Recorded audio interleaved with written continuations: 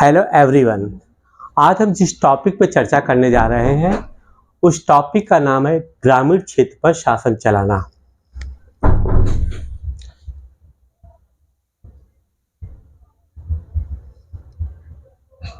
Company दीवान बन गई। यहाँ पर हमें ये देखना है कि अब जब कंपनी दीवान बन गई, मतलब कंपनी को जब मुगल शासकों ने एक अधिकार दे दिया कि आपको राजस्व वसूली का अधिकार दिया जाता है, तो राजस्व वसूली का जब अधिकार मिल गया उनको, तो निश्चित रूप से राजस्व वसूली गांव से उनको करना था, ग्रामीण क्षेत्रों से। तो जब ग्रामीण क्षेत्रों से उनको वसूली करना था, तब उनके दिमाग में आया कि अधिक से अधिक राजस्व वसूली कैसे की जा सकती है। आगे ग्रामीण क्षेत्रों का विकास किया जाए, मतलब भूमि सुधार किया जाए। भूमि सुधार किया जाए तब अधिक से अधिक हम राजस्व वसूल सकते हैं, है ना। तो मुख्य उद्देश्य तो पहले उनका यही था कि उनका विकास किया जाए और उससे ज़्यादा से ज़्यादा राजस्व वसूली की जाए, लेकिन उसका रूप विकृत होता गया। उनकी सब व्यवस्थाएं अलग अलग जगहों पे अलग अलग तरीके की थी और कुछ जगहों पे काफ़ी सफल भी हुई, कुछ जगहों पर असफल भी रही। लेकिन चलिए वन बाई वन हम चर्चा करते हैं। कहते हैं कि 12 अगस्त 1765 को मुगल बादशाह ने ईस्ट इंडिया कंपनी को बंगाल का दीवान तैनात किया। इस बात की पूरी संभावना है कि यह घटना मुट्ठी भर अंग्रेजों और हिंदुस्तानियों के मौजूदगी में रॉबर्ट क्लाइव के तंबू में घटी होगी। ठीक है, एक अनुमान है, लेकिन ऊपर दिए गए चित्र में इस घटना को एक भव्य समारोह के रूप में दिखाया गया है। यह चित्र उस चित्रकार ने बनाया है जिसे रॉबर्ट क्लाइव ने अपने जीवन का यादगार घटनाओं को चित्रित करने का जिम्मा सौंपा था। बंगाल की दीवानी हाथ आ जाने से अंग्रेजों के लिए निश्चय ही एक बड़ी घटना थी। अब देखिए, शाह आलम 12 शाह आलम सेकंड ने बंगाल की दीवानी इनको सौंपा है ना। और उसी का एक चित्र यहाँ पर बनाकर दिखाने की कोशिश किया गया है कि शाह आलम जो है इनको दीवानी सौंप रहे हैं। ठीक,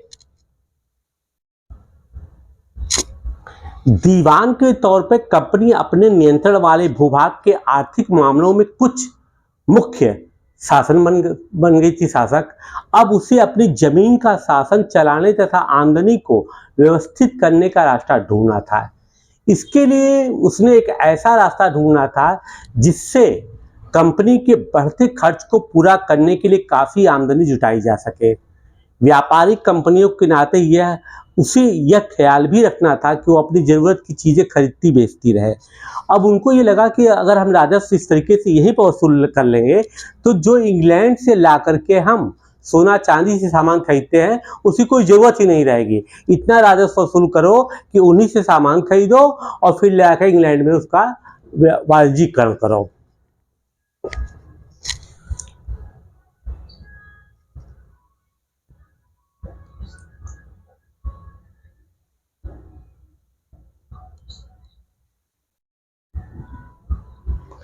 समय के साथ कंपनी को यह भी समझ में आने लगा कि उसे सावधानी के साथ आगे बढ़ना होगा। बाहरी ताकत होने की वजह से उसे उन लोगों को भी शांत रखना था जो गांव देहात में पहले शासन चला चुके थे, जिनके पास अभी भी काफ़ी ताकत और सम्मान था।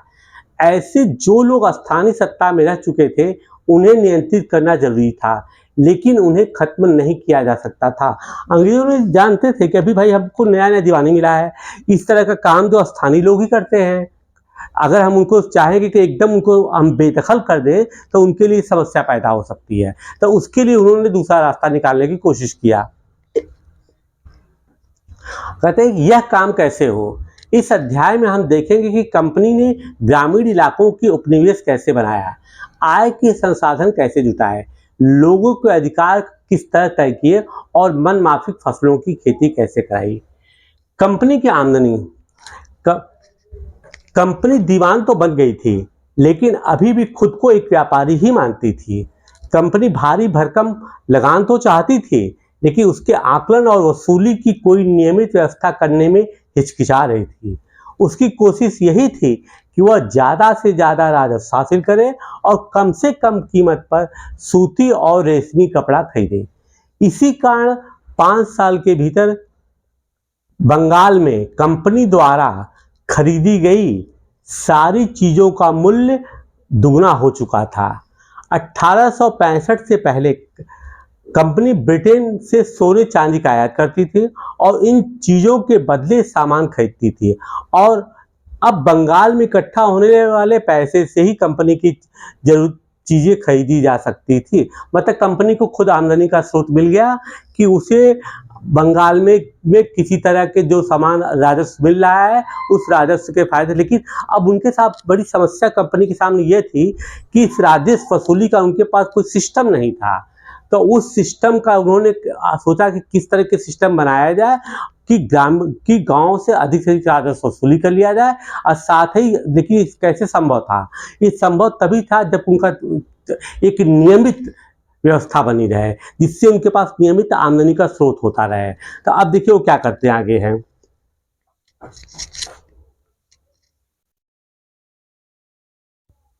जल्दी ही यह जाहिर हो गया कि बंगाल की अर्थव्यवस्था एक गहरे संकट में फंसती जा रही है। कारीगर गांव छोड़कर भाग रहे थे क्योंकि उन्हें अब बहुत कम कीमत पे अपनी चीजें कंपनी को जबरन बेचनी पड़ती थी। किसान अपना लगान नहीं चुका रहे थे, कारीगरों का उत्पादन गिर रहा था, खेती चौपट होने की दिशा में बढ़ रही थी।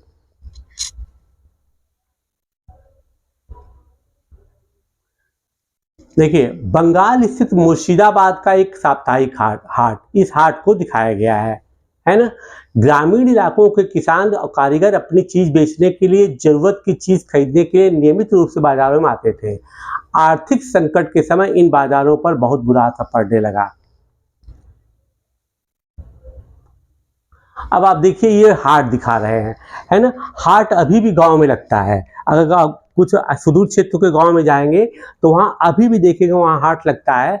हर एक आदमी गांव का जो अपने अपने जो उनका प्रोडक्शन है या जो उनका उत्पादन है लेकर के जगह इकट्ठा होते हैं, और ग्रामीण क्षेत्र के लोग वहाँ अपनी जरूरत की चीजें रखते हैं। ये हाट मतलब एक अस्थायी बाजार होता है ना। इसी तरह का था। लेकिन अंग्रेजों ने जब राजस्व वसूली का ज्यादा कर दिया तो परिणाम क्या हुआ कि किसान खेती छोड़ने लगे, कारीगर भी क्षेत्र से भागने लगे, क्योंकि वहां पर उनको रोजगार के अवसर नहीं थे। इस प्रकार से अर्थव्यवस्था चौपट होनी शुरू हो गई।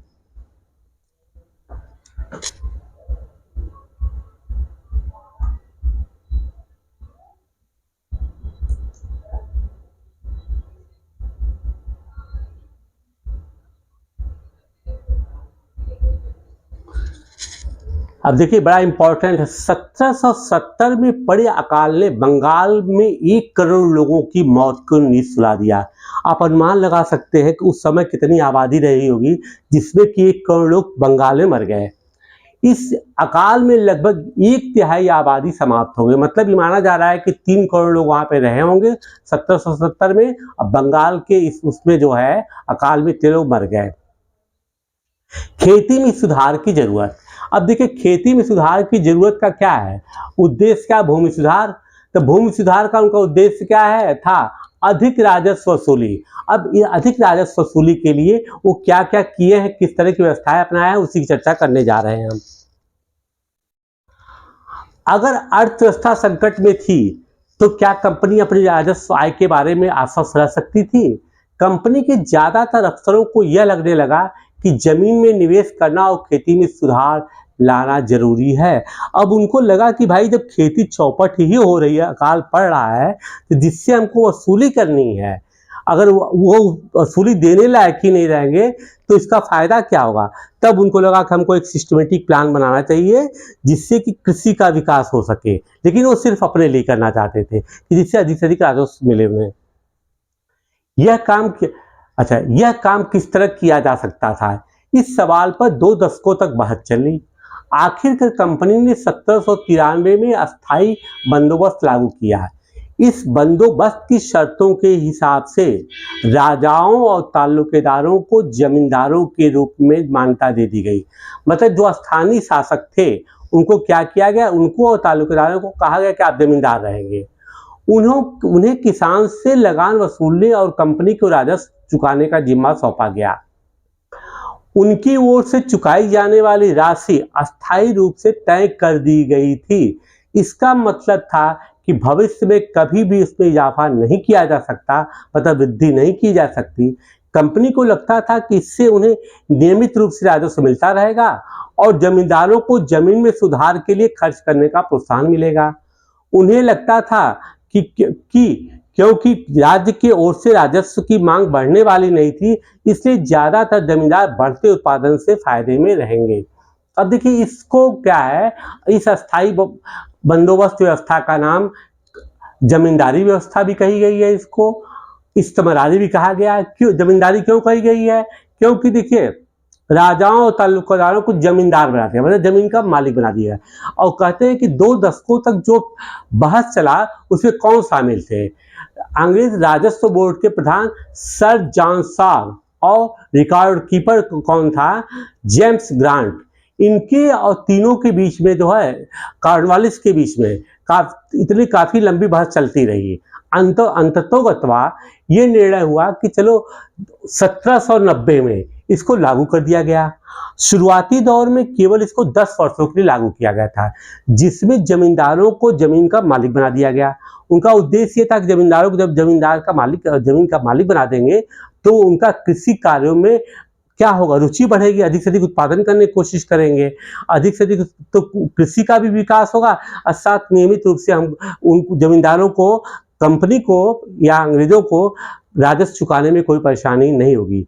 लेकिन बाद में 1709 की व्यवस्था तो केवल 10 वर्षों के लिए थी। 1793 में जो है इसको अस्थायी कर दिया गया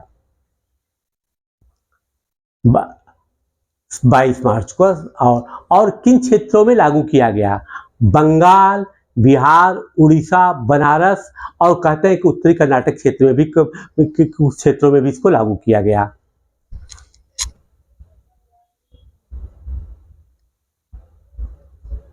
लेकिन अब इससे समस्या क्या आ रही है? मगर अस्थाई बंदोबस्त ने भी यह समस्या पैदा कर दी। कंपनी के अफसरों ने पाया कि अभी भी जमींदार जमीन में सुधार करने के लिए खर्चा नहीं कर रहे थे। असल में कंपनी ने जो राजस्व तय किया था वह इतना ज़्यादा था कि उसको चुकाने में जमींदारों को भारी परेशानी हो रही थी। जो जमींदार राजस्व चुकाने में विफल हो जाता था उसकी जमींदारी छीन ली जाती थी। बहुत सारी जमींदारियों को कंपनी बाकायदा नीलाम कर चुकी थी। अब देखिए इनका उद्देश्य ये था, लेकिन हो क्या रहा है? हो क्या रहा है कि जमींदार को इतना ज़्यादा राजस्व देना पड़ रहा था। जमीन का मालिक तो घोषित कर दिया गया, लेकिन उसको इतना राजस्व अधिक देना पड़ रहा था कि वो जमीन का विकास ही नहीं कर पा रहा था। 19वीं सदी के पहले दशक तक हालात खराब हो चुके थे। बाजार में कीमतें बढ़ी और धीरे धीरे खेती का विस्तार होने लगा, जिससे जमींदारों की आमदनी में तो सुधार आया, लेकिन कंपनी को कोई फायदा नहीं हुआ, क्योंकि कंपनी तो हमेशा के लिए राजस्व तय कर चुकी थी। अब वह राजस्व में वृद्धि नहीं कर सकती थी। लेकिन जमींदारों को अभी भी जमीन की बेहतरी में कोई दिलचस्पी नहीं थी। उनमें से कुछ तो बंदोबस्त के शुरुआती सालों से ही अपनी जमीन गंवा चुके थे। अब कहते क्या है कि जो जमींदार जो था नहीं चुका पाता था राजस्व, क्योंकि अस्थायी था, फिक्स था कि आपको इतना चुकाना है, तो उनकी जमीन को कंपनी खरीद लेती थी और उनको फिर दूसरे को दे देती थी। इस प्रकार से अस्थायी निदान उसका कोई भी नहीं हो सका।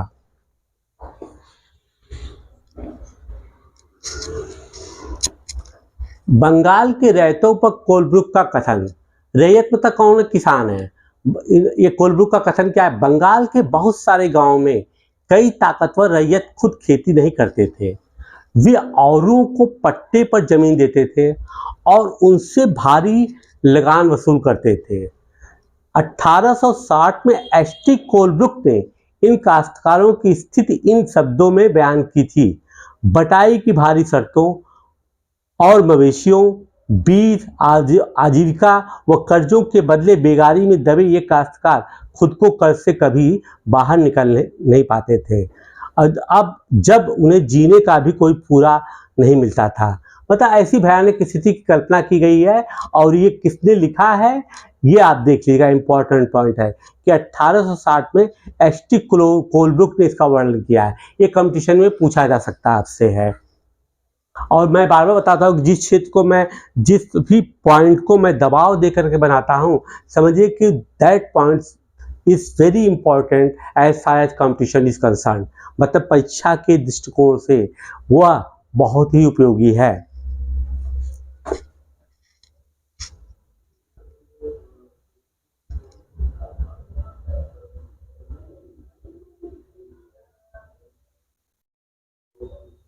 आपको ऐसा क्यों लगता है कि कोलब्रुक बंगाल के उप पट्टेदारों की स्थिति पर इतने चिंतित है? पिछले पन्नों में पढ़कर संभवतः से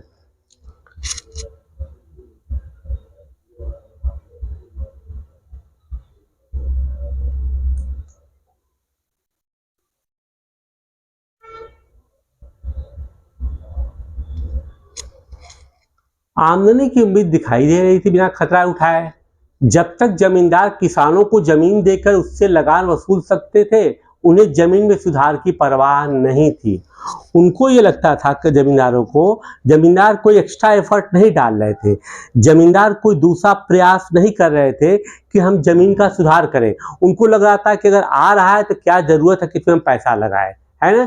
इस प्रकार से व्यवस्था बिगड़ती जा रही थी। उन्होंने कभी ये नहीं सोचा कि हम अधिक से अधिक प्रयास करें जिससे अधिक से अधिक राजस्व की वसूली हम कर सकें, और हमें तो कंपनी को फिक्स देना है तो जमींदारों का ही लाभ होता है। लेकिन जमींदार को ये था कि हमें कुछ करना देना नहीं है, जो किसान है उन्हीं पे दबाव बना करके वो उनसे राजस्व वसूली कर रहे थे। दूसरी तरफ गांव में किसानों को यह व्यवस्था बहुत दमनकारी दिखाई दी। किसान को जो लगान चुकाना था वह बहुत ज़्यादा था और ज़मीन पर उसका अधिकार सुरक्षित नहीं था। लगान चुकाने के लिए अक्सर महाजन से कर्ज लेना पड़ता था। अगर वो कर्ज नहीं चुका पाता था तो उसे पुश्तैनी जमीन से बेदखल कर दिया जाता था। अब ये स्थिति हो गई कि उनको भी तो जमींदार तो वसूली कर रहे हैं, लेकिन उत्पादन के लिए या भूमि सुधार के लिए कोई कार्य नहीं कर रहे हैं। और किसान को कभी कभी ऐसा भी होता था कि उनकी विपरीत परिस्थितियों में अकाल पड़ गया, ये पड़ गया, तमाम समस्याओं के कारण अगर उन्होंने उनकी खेती चौपट हो गई तो उनको कोई सहारा नहीं था। तो अब उस लगान को देने के लिए वो साहूकारों से कर्ज लिया करते थे। लेकिन अधिकांश स्थितियां ऐसी पैदा हो गई जबकि किसान उस कर्ज को चुका नहीं पाए और वो जमीन साहूकारों को दे दी गई किसी को। तो साहूकार कितनी खेती करता रहा इसको आप समझ सकते हैं।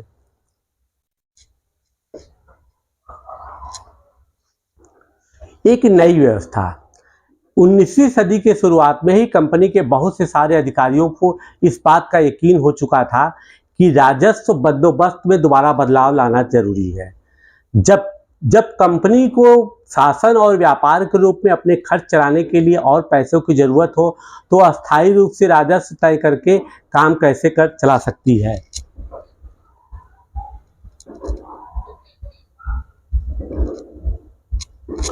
बंगाल प्रेसिडेंसी के उत्तर पश्चिमी प्रांतों, कहाँ के, बंगाल प्रेसिडेंसी के उत्तर पश्चिमी प्रांतों, इस इलाके का नाम ज्यादातर हिस्सा उत्तर प्रदेश में है, कहते हैं ना, के लिए हॉल्ट मैकेंजी नामक एक अंग्रेज ने एक नई व्यवस्था तैयार की जिसे 1822 में लागू किया गया। मैकेंजी को विश्वास था कि उत्तर भारतीय समाज में गांव एक महत्वपूर्ण सामाजिक संस्था है और उसको बचाए रखना चाहिए। उसके आदेश पर कलेक्टरों ने गांव गांव का दौरा किया, जमीन की जांच किया। किसने आदेश दिया था? हॉल्ट मैकेंजी ने। खेतों को मापा और विभिन्न समूहों के रीति रिवाजों को दर्ज किया। गांव के एक खेत के अनुमानित राजस्व को जोड़कर हर गांव या ग्राम समूह, अब ग्राम समूह किसको कहा गया है यहाँ पे? महाल क्या है? ग्राम समूह से वसूल होने वाले राजस्व का हिसाब लगाया जाता था। इस राजस्व को अस्थायी रूप से तय नहीं किया गया बल्कि उसमें समय समय पर संशोधनों की गुंजाइश रखी गई। राजस्व इकट्ठा करने और उसे कंपनी को अदा करने का जिम्मा जमींदार के बजाय गांव के मुखिया को सौंप दिया गया। इस व्यवस्था को महालवारी बंदोबस्त व्यवस्था का नाम देते हैं। अब देखिए, महालवारी को लागू किया गया तो इसको किसने लागू करा? हॉल्ट मैकेंजी ने 1822 में, ठीक है ना। और जगह क्या था? बंगाल प्रेसिडेंसी और उन जगहों की बात कर रहा है। और करीब करीब ये 30% भारतीय भूभागों पर जहां पर ईस्ट इंडिया कंपनी का कब्जा था इस पर लागू किया गया, क्योंकि शेष जगहों पर तो और व्यवस्थाएं भी चल रही थी। जैसे 1920 में पहले आप देख रहे हैं कि क्या है कि 93 में आप ये चल रहा है, ठीक है। अब 1920 की बात करेंगे हम बाद में।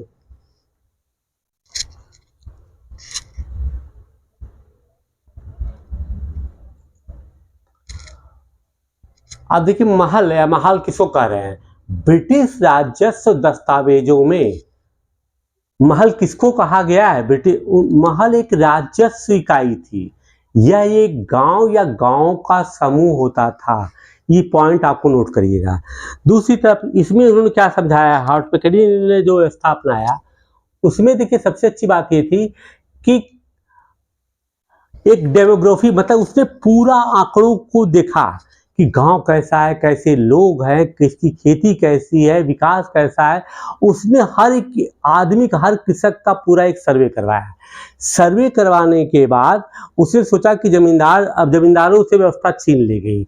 उसने कुछ गांव के समूह के लोगों को, जैसे प्रधान जी आजकल होते हैं, कहा भैया आपको जिम्मेदारी दी जाती है कि उसे छोटे छोटे ग्रुप में बांट दिया है ना। वो महल है कि बांट दिया गया कि आप जो है इतना राजस्व देंगे। तो निश्चित रूप से ऐसी व्यवस्था से क्या था, एक निष्पक्ष रूप से राजस्व का निर्धारण हो सका। अब फिर दूसरा ये था कि ये समय समय पर परिवर्तनशील था। ये नहीं है कि अगर गांव में दुर्भिक्ष पड़ गया, अकाल पड़ गया, तो पता चला कि तब भी वसूलेंगे, या फला के पास बहुत ज़्यादा खेत है तो हम तो उससे उसको उस पर जो कम खेत वाला है दोनों को एक ही रेशियो में हम सब एक बराबर बराबर राजस्व वसूली करेंगे। तो मतलब एक तरह से कि एक तरह से देखा जाए तो कृषकों के हित में एक न्यायपूर्ण व्यवस्था थी।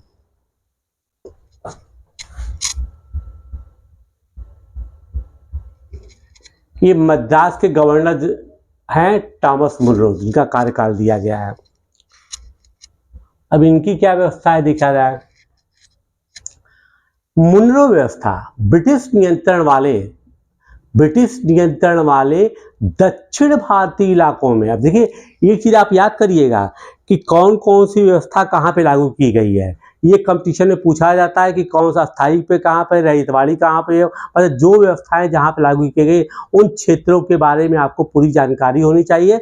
एक मानचित्र बना लीजिए, उस मानचित्र पर उसका अंकन कर लीजिए कि कहाँ पर कौन सी व्यवस्था लागू की गई थी। ब्रिटिश नियंत्रण वाले दक्षिण भारतीय इलाकों में भी अस्थायी बंदोबस्त की जगह नई व्यवस्था अपनाने का प्रयास किया जाने लगा। वहां जो नई व्यवस्था विकसित हुई उसे रैयतवार या रैयतवारी का नाम दिया गया।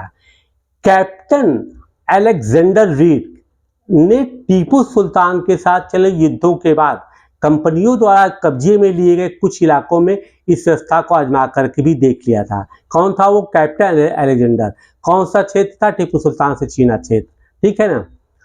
टॉमस मुनरो ने इस व्यवस्था को विकसित किया और धीरे धीरे पूरे दक्षिण भारत पर यही व्यवस्था लागू की गई।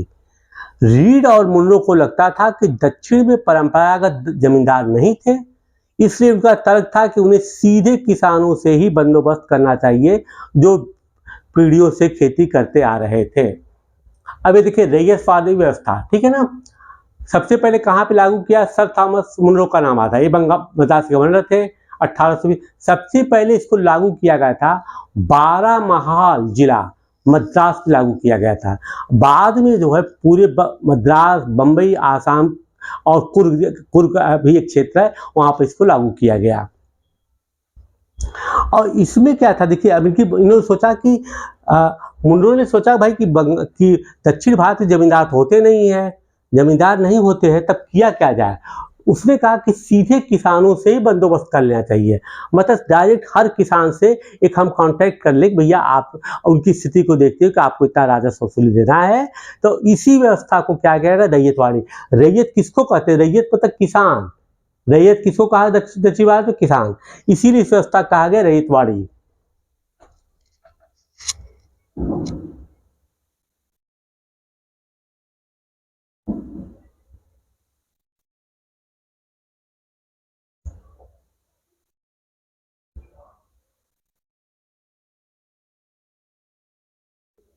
आकलन के पहले उनके खेतों का सावधानी पूर्वक और अलग अलग से संरक्षण किया जाना चाहिए। मुन्नो का यह मानना था, देखिए इंपॉर्टेंट पॉइंट, मुनरो का यह मानना था कि अंग्रेजों को पिता की भांति किसानों की रक्षा करनी चाहिए। ये किसका मानना था? मुनरो का। Important point. उसने कहा भाई कि हर एक की व्यवस्था अलग है, हर एक की स्थितियां अलग है, तो इसलिए हर एक किसान जितना दे सकता है उसको उसी हिसाब से राजस्व का तय किया जाना चाहिए। सब कुछ ठीक नहीं था। नई व्यवस्थाएं लागू होने के बाद महज कुछ सालों के भीतर उनमें समस्याएं दिखाई देने लगी। जमीन से होने वाली आमदनी बढ़ाने के चक्कर में राजस्व अधिकारियों ने बहुत ज्यादा राजस्व तय कर दिया था। आमदनी बढ़ाने के लिए उन्होंने कहा कि राजस्व अधिक दीजिए भैया। किसान राजस्व चुका नहीं पा रहे थे, रैयत गांवों से भाग रहे थे, बहुत सारे क्षेत्र में गांव वीरान हो गए। आशावादी अफसरों को उम्मीद थी कि नई व्यवस्था किसानों को संपन्न उद्यमशील किसान बना देगी, लेकिन ऐसा नहीं हुआ। ये उनका कहना है कि भाई देखिए, उनको तो अनुमान था कि जो जो व्यवस्थाएं की गई हैं उन व्यवस्थाओं को पालन करने से पूरा विकास होगा, लेकिन ऐसा हो नहीं रहा था। क्यों? क्योंकि राजस्व की वसूली चाहे किसी भी स्तर पर रही हो, इतनी ज्यादा होती थी कि किसान उसको देने में असमर्थ था। इस प्रकार से कृषि व्यवस्था चौपट हो रही थी, किसान अपनी खेती छोड़कर चुका भाग रहे थे। अब देखिए यूरोप के लिए फसलें। यूरोप के लिए फसलों में क्या है कि क्या अंग्रेजों ने सोचा कि हमारे लिए कौन सी चीज जो है क्रॉप है हमारे लिए जरूरी है। उन्होंने अब किसानों को उस क्रॉप के लिए मजबूर किया। उसकी चर्चा हम करने जा रहे हैं।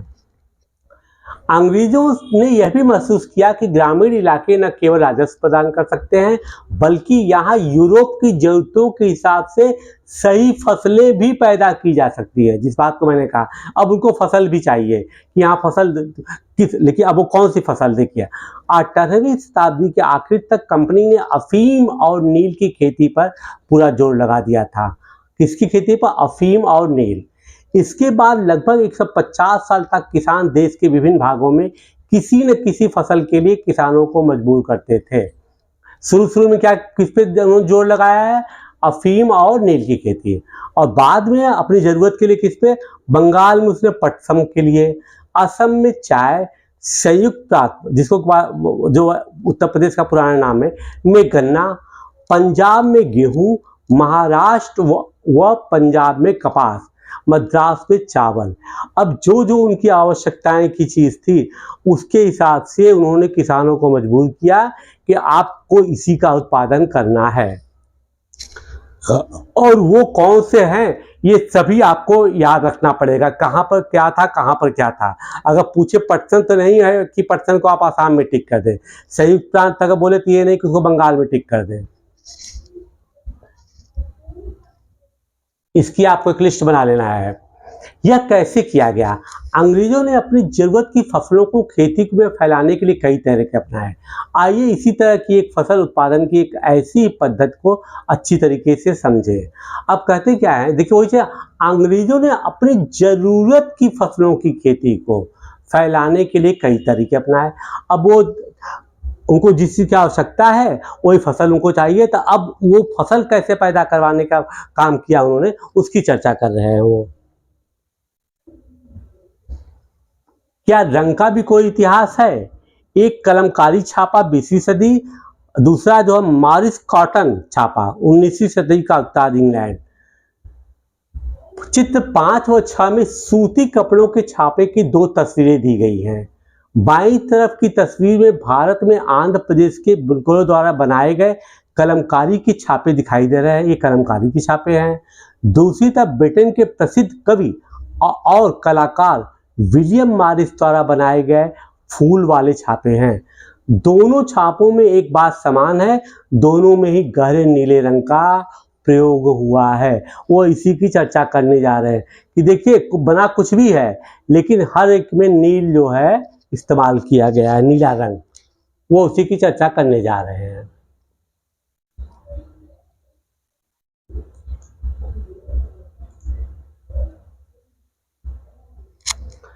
इसे आमतौर पर नील कहा जाता है। क्या आप जानते हैं कि यह रंग किस तरह से पैदा किया गया? अब वो कह रहे हैं कि जिसको आप देख रहे हैं छापाकारी में प्रयोग हो रहा है कपड़ों के ऊपर, ताकि नीला ये रंग कहां से आ रहा है। इन छापों में आपको जो नीला रंग दिखाई दे रहा है वह नील नाम के एक पौधे से निकाला जाता था, इसीलिए इसका नाम नीला हो गया। ठीक है, किस पौधे से? नील।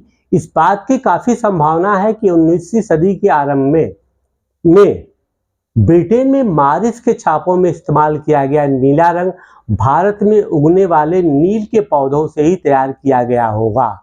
उस समय भारत दुनिया में नील का सबसे बड़ा स्रोत था। भारतीय नील की मांग क्यों थी?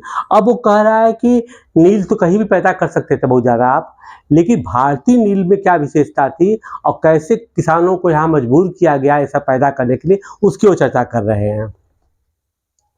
नील का पौधा मुख्य रूप से उष्णकटिबंधीय इलाकों में ही उगता है। भारत का भौगोलिक जो क्षेत्र है, भौगोलिक स्थिति है, वह उष्णकटिबंधीय है ना। इसके कारण वो बता रहा है 13वीं सदी तक इटली, फ्रांस और ब्रिटेन के कपड़ा उत्पादक कपड़े की रंगाई के लिए भारतीय नील का इस्तेमाल कर रहे थे। ये नहीं था कि अंग्रेजों के ज़माने में ही, मतलब शुरू से ही भारतीय नील का उत्पादन कर रहे थे, क्योंकि भारत उष्णकटिबंधीय प्रदेश था, यहाँ पर नील का उत्पादन भौगोलिक रूप से किया जा सकता था। उस समय भारतीय नील की बहुत थोड़ी मात्रा ही यूरोपीय बाजारों में पहुँचती थी, उसकी कीमत भी बहुत ऊँची रहती थी। इसलिए यूरोपीय कपड़ा उत्पादकों को बैंगनी और नीले रंग बनाने के लिए वोड नामक एक और पौधे पर निर्भर रहना पड़ता था। पहले क्या करते थे, देखिए, कलर करने के लिए, नीला रंग बनाने के लिए बैंगनी और नीला किससे बनाते थे? वो लोग नील के पौधे से नहीं बनाते थे, वोड नामक पौधे से। वोड पौधा शीतोष्ण क्षेत्र में उगता था। भाई शीतोष्ण है, यूरोप की जलवायु ऐसी थी, तो ये वहाँ उगता था, तो उससे बनाते थे। लेकिन अब आगे देखिए क्या होता है। वोड पौधा, अच्छा, इसलिए यूरोप में आसानी से मिल जाता सकता था। उत्तरी इटली, दक्षिण फ्रांस और जर्मनी और ब्रिटेन के कई हिस्सों में यह पौधा उगता था। नील के साथ वर्षा से परेशान यूरोप के वुड उत्पादकों ने अपनी सरकारों पर दबाव डाला कि वे नील के आयात पर पाबंदी लगा दें।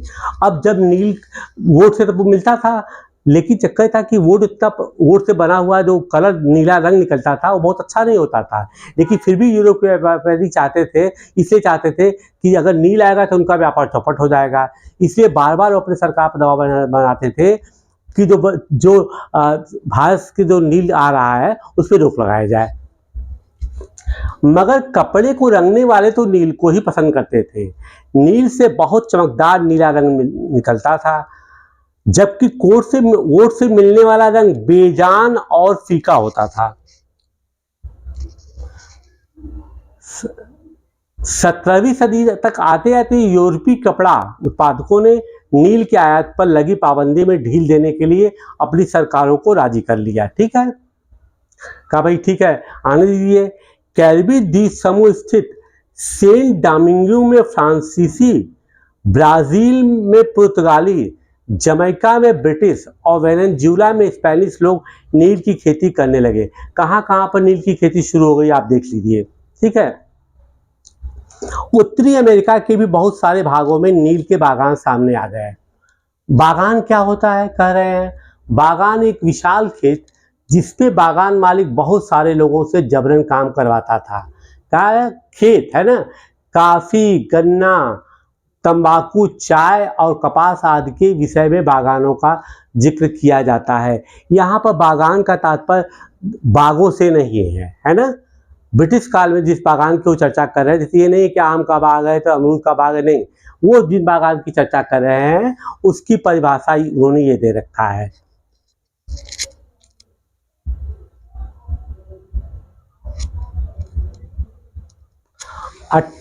अठारहवीं शताब्दी के आखिर तक भारतीय नील की मांग और बढ़ गई। ब्रिटेन में औद्योगिकरण युग शुरू हुआ और उसके पास कपास उत्पादन में भारी इजाफा हुआ। अब कपड़ों की रंगाई की मांग और तेजी से बढ़ने लगी। जब नील की मांग बढ़ी तो उसी दौरान वेस्ट इंडीज और अमेरिका से मिलने वाली आपूर्ति अनेक कारणों से बंद हो गई। अब देखिए क्या है, 1783 से 89 के बीच दुनिया का नील का उत्पादन आधा रह गया। ब्रिटेन के अंग्रेज अब नील की आपूर्ति के लिए बेचैनी से किसी और स्रोत की तलाश कर रहे थे। यह नील उन्हें कहां से मिल सकता था? ठीक है ना। अब वो कह रहे हैं कि देखिए जब औद्योगिकरण हुआ है ब्रिटेन में तो बहुत बड़े पैमाने पर कपड़े बनने लगे। बड़े पैमाने पे जब कपड़े बनने लगे तो उनको उसकी रंगाई के लिए बहुत ज़्यादा नील की ज़रूरत पड़ती थी। लेकिन इसी बीच क्या होता है कि वेस्ट इंडीज़ और अमेरिका से आपूर्ति बंद हो गई उनको। अब जब बंद हो गई तो दोहरी समस्या हो गई कि अभी तो उतनी ही आपूर्ति नहीं हो पा रही थी, लेकिन अब तो उन्होंने आपूर्ति भी बंद कर दिया। अब कहते हैं इसके कारण से अब और दूसरा क्या है कि इसके बीच नील का उत्पादन भी कम रह गया। तब अंग्रेजों की निगाह भारत पे गई, यहाँ से हम इसको ले सकते हैं। भारत में ब्रिटेन की बढ़ती दिलचस्पी। यूरोप में नील की बढ़ती मांग को देखते हुए ईस्ट इंडिया कंपनी भी भारत की में नील की खेती बढ़ाने का रास्ता ढूंढने लगी।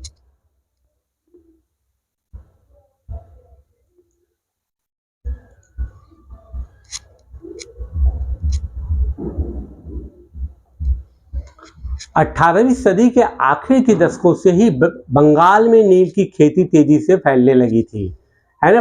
बंगाल कहाँ फैली? बंगाल में। बंगाल में पैदा होने वाला नील दुनिया के बाजारों पर छा गया था। बंगाल का 1788 में ब्रिटेन द्वारा आयात किए गए नील में भारतीय नील का हिस्सा केवल लगभग 30% था। देखिए कितना अंतर आ गया। और 1810 में ब्रिटेन द्वारा आयात किए गए नील में भारतीय नील का हिस्सा 95% तक हो चुका था। जैसे जैसे नील का व्यापार फैला, कंपनी के अफसर और व्यावसायिक एजेंट नील के उत्पादन में पैसा लगाने लगे। समय बीतने के साथ साथ कंपनी के बहुत बड़े अधिकारियों ने नील के में अपने कारोबार पर ध्यान देने के लिए नौकरी छोड़ दी। भारी मुनाफे की उम्मीद में स्कॉटलैंड और इंग्लैंड के बहुत से सारे लोग भारत आए और उन्होंने नील के बागान लगा लिए। जिनके पास नील की पैदावार के लिए पैसा नहीं था, उन्हें कंपनी और नए नए बैंक कर्जा देने के लिए तैयार रहते थे।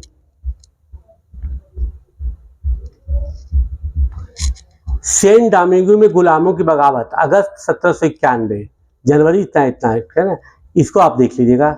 कहते हैं खैर इसको बता देते हैं। 18वीं सदी में फ्रांसीसी बागान मालिकों ने कैरिबियन द्वीप समूह में स्थित फ्रांसीसी उपनिवेश क्या था? कैरिबियन में सेंट डोमिंगो में नील और चीनी का उत्पादन शुरू किया। इन बागानों में काम करने वाले अफ्रीकी गुलाम 1791 में बगावत उतर आए। उन्होंने बागान जला दिया और अपने धनी मालिकों को मार डाला। 1792 में फ्रांस ने अपने उपनिवेशों में दास प्रथा समाप्त कर दी। इन घटनाओं की वजह से कैरिबियन द्वीपों में नील की खेती ठप हो गई। दास प्रथा के बारे में हम चर्चा कर चुके हैं। जहां पर भी देखिए विद्रोह दिखा रहा है, विद्रोह हो गया, अपने मालिकों को मार डाल रहे हैं लोग।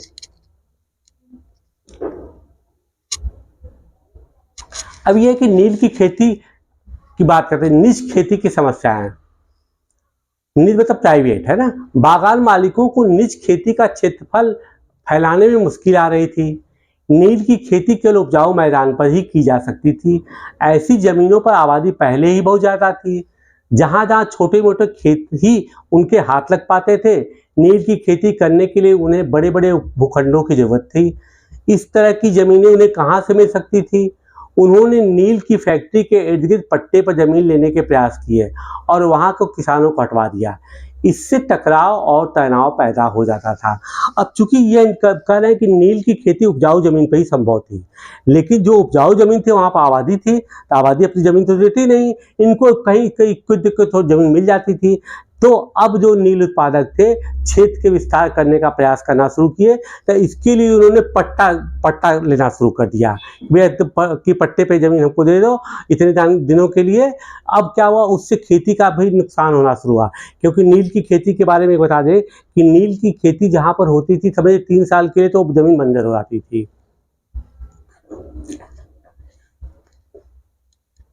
मजदूरों का इंतजाम करना भी आसान नहीं था। बड़े बड़े बागान के लिए बहुत सारे मजदूरों की जरूरत होती थी।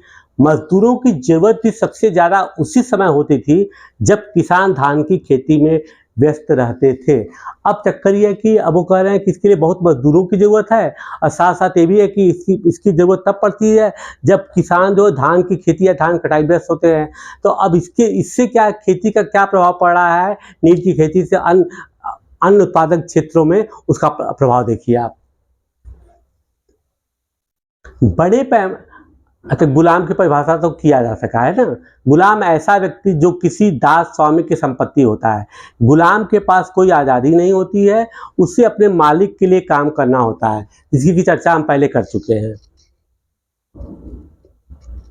बड़े पैमाने पर निज खेती के लिए बहुत सारे हल बैलों की भी जरूरत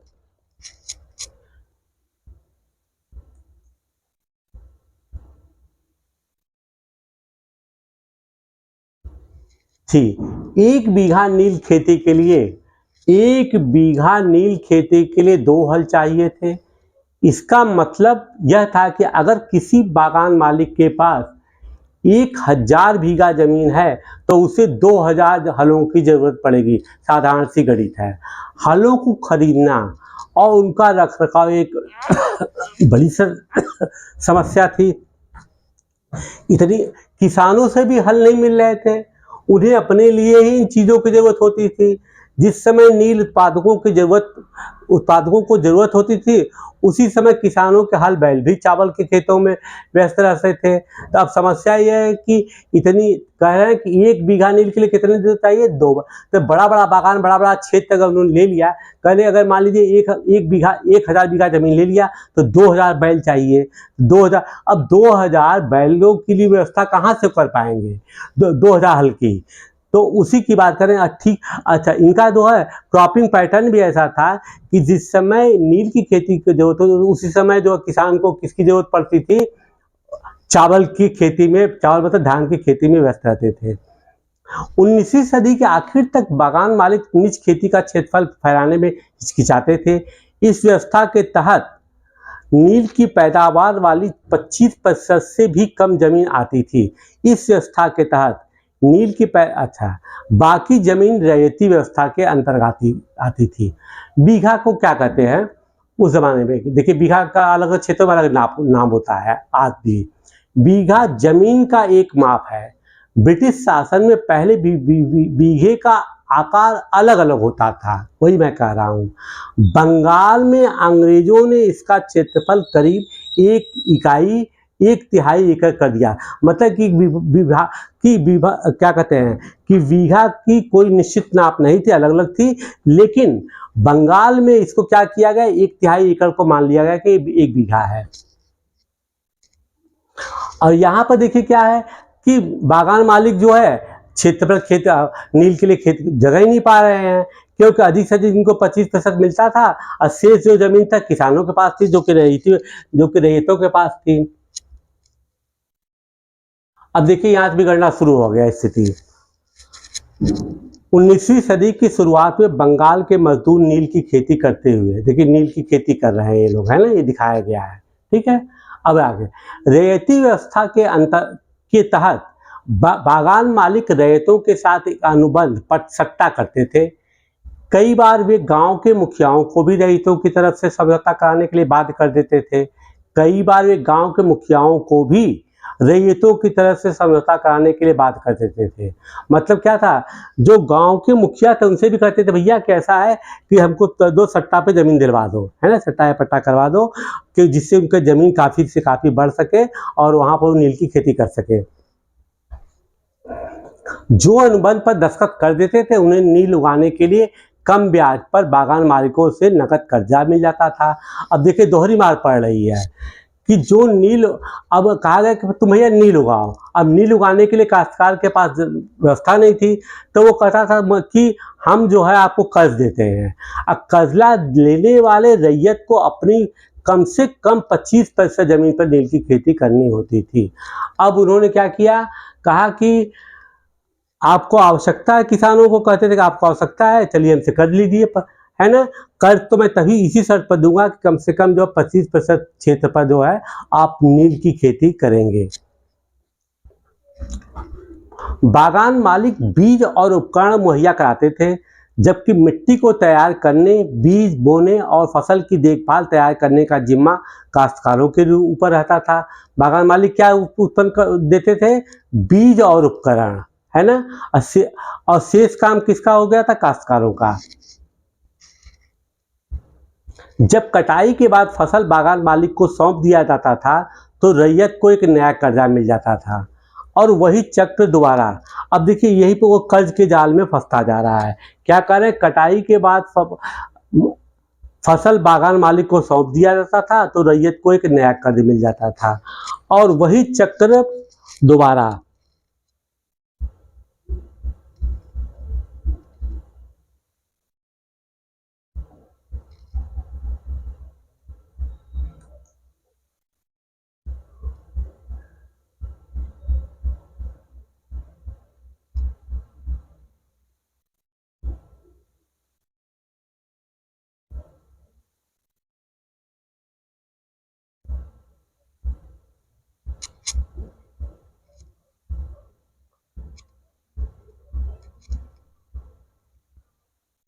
वही चक्र दोबारा चलता था। अब देखिए क्या है, इसरो ने क्या किया है कि यहाँ पर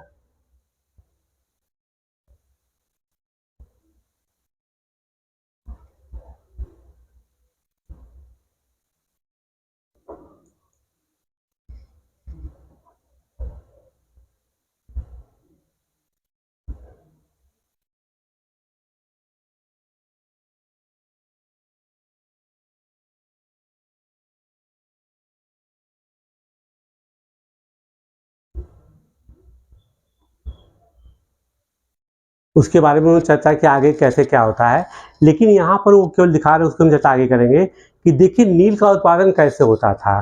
नील के खेतों के पास स्थित नील का एक कारखाना विलियम सिम्पसन का चित्र है। अब देखिए नील की खेती का कारखाना है यहाँ पर और वो दिखा क्या रहे हैं कि नील गांव आमतौर पर बागान मालिकों की फैक्ट्रियों के पास होते थे। कटाई के बाद नील के पौधों को कारखाने में स्थित वैट्स का हौद में पहुंचा दिया जाता था। ये वैट्स क्या, हौदी क्या था, बड़ा सा जिसके अंदर पौधा है उसके अंदर डाला जाता था काट करके। और उसका कैसे वैट्स का क्या इस्तेमाल होता था उसको आप देखिए।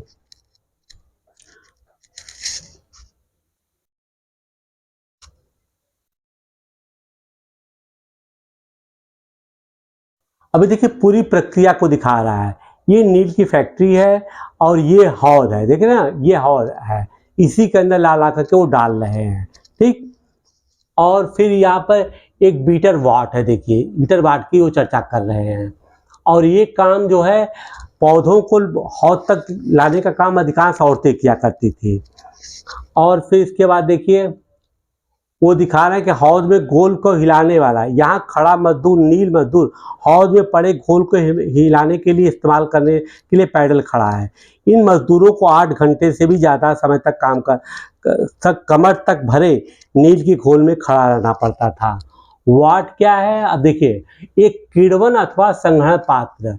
अब जिसके वो वाट की चर्चा कर रहा है, इसी के अंदर आकर के किण्वन मतलब क्या है कि इसके अंदर डाल दिया जाता था जिससे कि इसके अंदर केमिकली कुछ काम किया जाता था, जिससे कि मतलब कि यहाँ पर किण्वन होता था। वाट है, किण्वन है। अब इसके किण्वन की वजह से क्या है कि नील के पौधे का रंग इसके अंदर निकलता था और एक आदमी हौदी के अंदर चलाता रहता था और 8 घंटे तक हौद के अंदर बैठा रहता था। वो घुमाता था, जिससे जैसे होता है किसी चीज़ का निकालना, अब वो गलाया जा रहा है, उबाला जा रहा है तो उसका रंग निकलता रहता था। वो उसी की चर्चा कर रहा है कि इस आदमी को दिखाया गया है।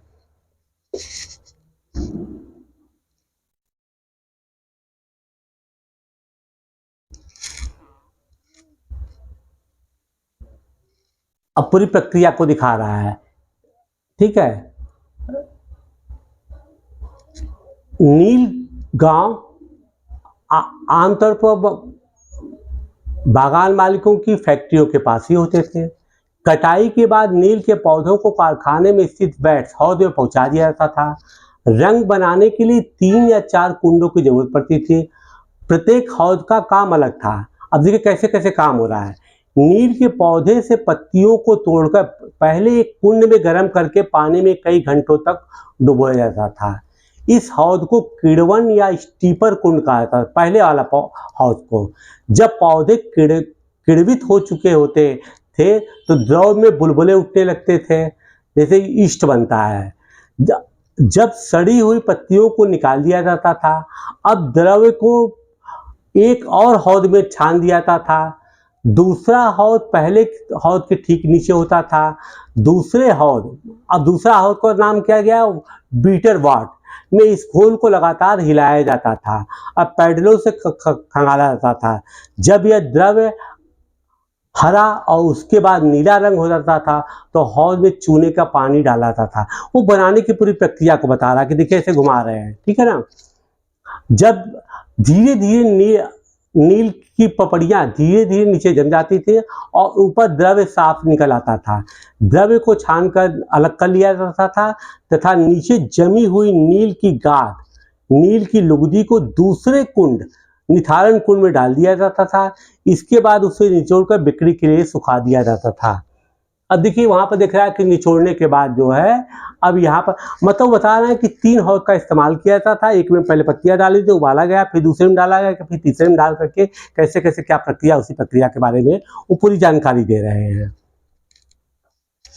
माना कि प्रक्रिया की जानकारी कंपटीशन में नहीं पूछा जाएगा, लेकिन इन चीजों को पूछा जाता था कि बीटर वाट क्या है और किसमें जो है फैटम क्या है, इसलिए इसको मैंने बताया है आपको है।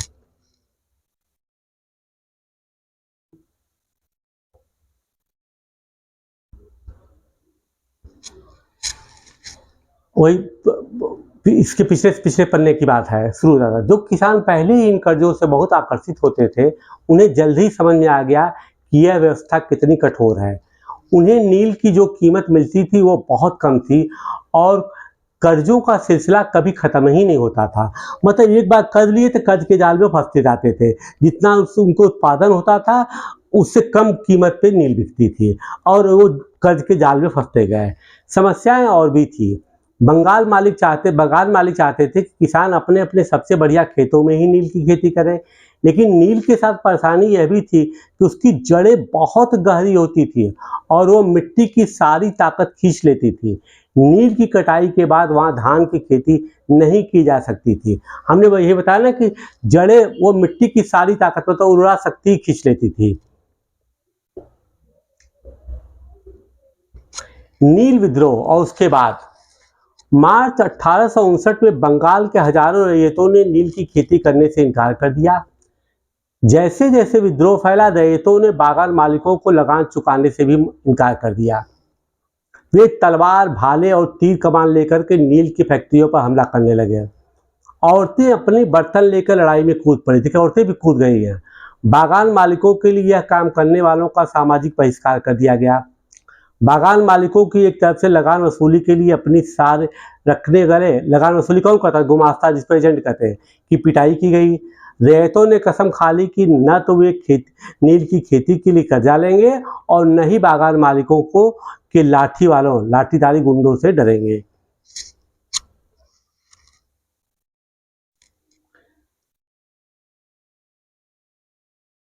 नील के किसान चुप बैठने को तैयार नहीं थे। क्यों? उन्हें बगावत की ताकत कहां से मिली?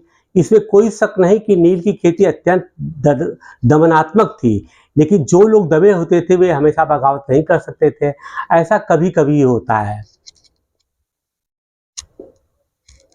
1859 में नील रैयतों को लगा कि बागान मालिकों के खिलाफ बगावत से उन्हें स्थानीय जमींदारी और मुखियाओं का भी समर्थन मिल सकता है। बहुत सारे गांवों में जिन मुखियाओं से नील की खेती के अनुबंधों पर जबरन दस्तखत कराए गए थे, उन्होंने ही नील किसानों को इकट्ठा किया और लठियालों के सामने आमने सामने की लड़ाई लड़ी। कई स्थानों पर रैयतों को बगावत के लिए उकसाते हुए खुद जमींदार गांव-गांव घूमने लगे। जमींदार इस बात से परेशान थे कि बागान मालिकों की ताकत बढ़ती जा रही थी और बागान मालिक जबरदन लंबे समय के लिए उनसे जमीन ले लेते थे। मतलब कि जिन जमींदारों ने किसानों को उकसाया था, उन्होंने भी आकलन नहीं कर पाए थे कि कर्ज लेकर के या सट्टा पर जमीन देने से नील की खेती से किसान नुकसान होगा। और अंत में क्या हुआ, जब किसानों को लगा कि नहीं, ये तो मेरा बहुत उत्पीड़न हो रहा है, हमारा खेती भी गई, जमीन भी गया, मतलब किसी तरह हर तरीके से उनका नुकसान हो रहा है और हर तरीके से उनका उत्पीड़न हो रहा है, तब अंत में एक विद्रोह पैदा हो गया और उस विद्रोह की कहते हैं कि नील का विद्रोह जिसको कह रहे हैं। नील के किसानों को भी ये लग रहा था कि अंग्रेजी सरकार भी संघर्ष में उनका साथ देगी। उनको लगा कि शासन भी उनकी सहायता करेगी। 1857 की बगावत के बाद ब्रिटिश सरकार एक और व्यापक विद्रोह के लिए खतरे में डरी हुई थी। जब नील की खेती वाले जिलों में एक और बगावत की खबर फैली तो लेफ्टिनेंट गवर्नर ने 1859 की सर्दियों में इलाके का दौरा किया। रियायतों को लगा कि सरकार उनकी दुर्दशा से परेशान है। बरसात में कौन मजिस्ट्रेट थे? एशले ईडन ने एक नोटिस जारी किया जिसमें उसने कहा गया था कि रैयतों को नील की अनुबंध मानने के लिए मजबूर नहीं किया जा सकता है। ये बड़ा डिसीजन हुआ है यहाँ पर। किसने किया है? एशले ईडन ने। उसने कहा आप नील की खेती के लिए मजबूर नहीं कर सकते कि आप 25% पे खेती करेंगे। ठीक।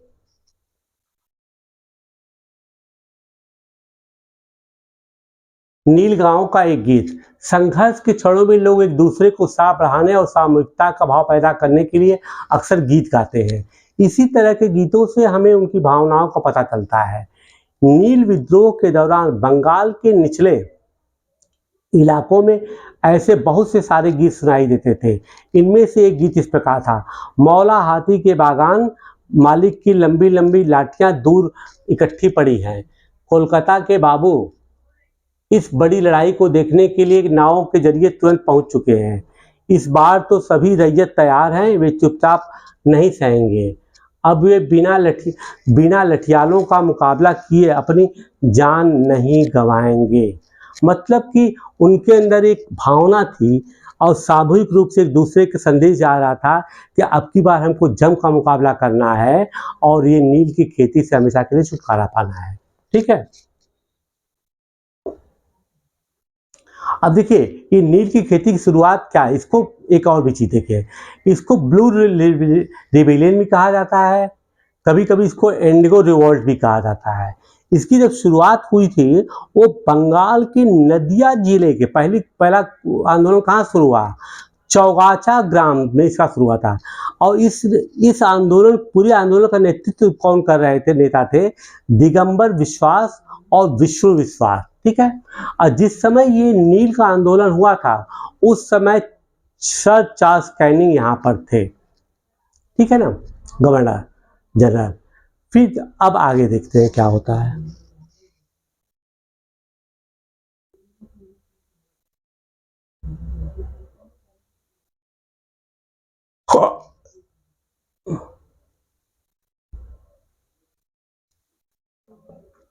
इस नोटिस के आधार पर लोगों में यह खबर फैल गई कि रानी विक्टोरिया ने नील की खेती न करने का हुक्म दे दिया है। भाई अंग्रेज मजिस्ट्रेट अगर कह रहा है तो उससे लोगों के अंदर ये लग गया कि ब्रिटेन की महारानी ने खुद एक निर्णय लिया है कि ऐसा करना गलत है।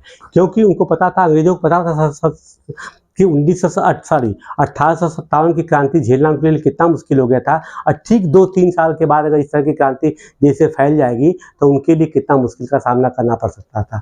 तो स्थिति को भांपते हुए अंग्रेज मजिस्ट्रेट ने इस तरह का आदेश दिया। ईडन किसानों को शांत करने और विस्फोटक स्थितियों को नियंत्रित करने की कोशिश कर रहे थे। ईडन उन्हीं की बात कर रहा है। उसकी कार्रवाई को किसानों ने अपने विद्रोह का समर्थन मान लिया। जैसे जैसे विद्रोह फैला कलकत्ता के पढ़े लिखे लोग भी नील जिलों की ओर चल पड़े। सोचिए, पढ़े लिखे लोग भी चल दिए। उन्होंने रैयतों मतलब किसानों की दुर्दशा, बागान मालिकों की जोर जबरदस्ती और अत्याचारी नील व्यवस्था के बारे में लिखा। अब ये लोग जो पढ़े लिखे लोग थे वो उजागर कर रहे थे। वो लड़ाई तो नहीं लड़ रहे थे लेकिन वो उजागर कर रहे थे और लेखों के जरिए एक दूसरे को एकजुट कर रहे थे। वो इस बगावत से परेशान सरकार को बागान मालिकों की रक्षा के लिए सेना बुलानी पड़ गई। सोच लीजिए, सेना बुलानी पड़ गई। नील उत्पादन व्यवस्था की जांच करने के लिए एक नील आयोग भी बना दिया गया। इस आयोग ने बागान मालिकों को दोषी पाया, जोर जबरदस्ती करने के लिए उनकी आलोचना की। आयोग ने यह कहा कि नील की खेती रैयतों के लिए फायदे का सौदा नहीं है। आयोग ने रैयतों से कहा कि वे मौजूदा अनुबंधों को पूरा करें लेकिन आगे से चाहें तो वो नील की खेती बंद कर सकते हैं। उन्होंने भाई कहा कि जो पहले आप कर चुके हैं अनुबंध उसको पूरा करिए, आगे आप जो चाहिए वो करिए।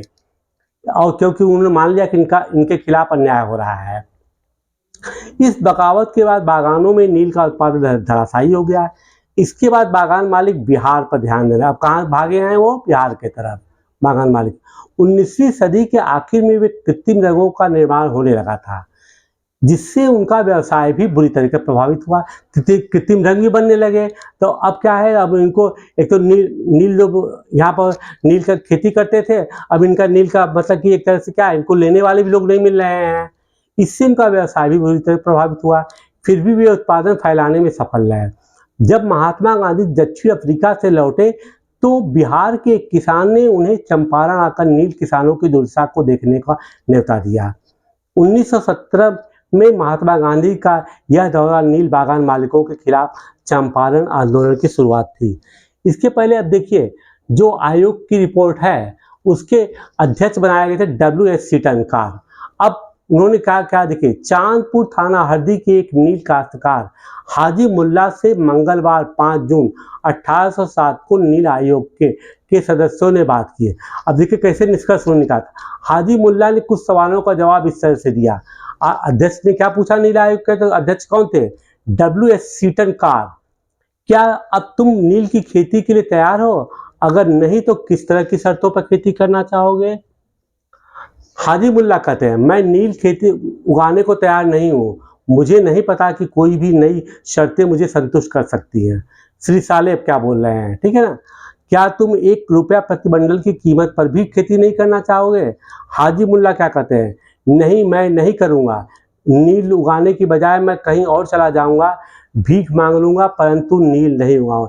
नील आयोग की रिपोर्ट खंड 2 में इसका सबूत है, पृष्ठ संख्या 67 पे इसका उल्लेख किया गया कि कितनी स्थिति खराब हो गई थी कि वो कह रहे मैं भीख मांगने को तैयार हूँ, लेकिन मैं नील की खेती नहीं करूँगा।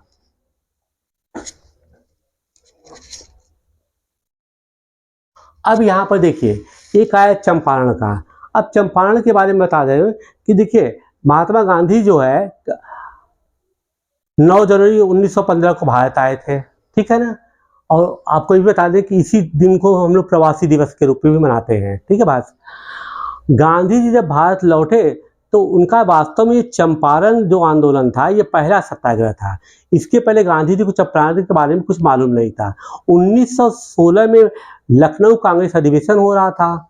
उसी समय एक किसान थे राजकुमार शुक्ला, उनको जानकारी हो गई कि इसमें गांधी जी ऐसे कोई सत्याग्रही नेता है जो कि दक्षिण अफ्रीका में सफल आंदोलन के बाद भारत लौटे हैं, इतने वर्षों तक वहाँ रहे हैं और पेशे से भी बैरिस्टर हैं वो। राजकुमार शुक्ला ने यहीं पर गांधी जी से मुलाकात किया और उन्होंने कहा, यहाँ पर देखिए इन्होंने क्या किया था, यहाँ पर 3 कटिया व्यवस्था कर दी गई थी।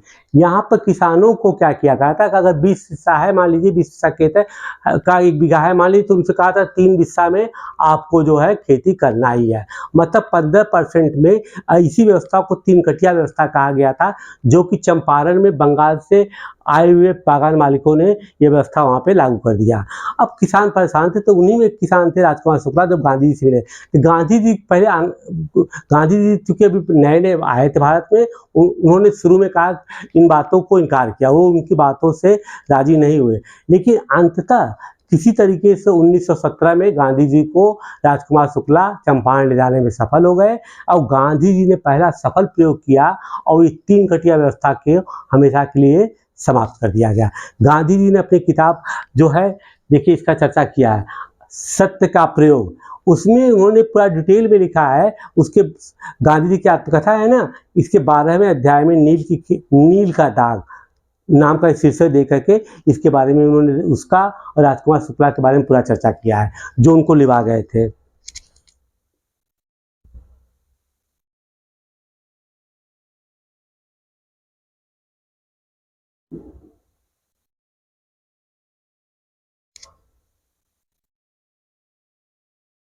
अब अन्यत्र की चर्चा कर रहे हैं, वेस्ट इंडीज में नील उत्पादन। नील की चर्चा कर रहे हैं कि जब भारत में नील उत्पादन की स्थिति थी तो शेष विश्व में कहाँ पर क्या हो रहा था, उसमें वेस्ट इंडीज की चर्चा कर रहे हैं। 18वीं सदी की शुरुआत में एक फ्रांसीसी मशीनरी जॉन बैप्टिस्ट लबात ने कैरिबियन द्वीपों का दौरा किया और इस इलाके के बारे में विस्तार से लिखा। किसने लिखा है? देखिए, जॉन बैप्टिस्ट।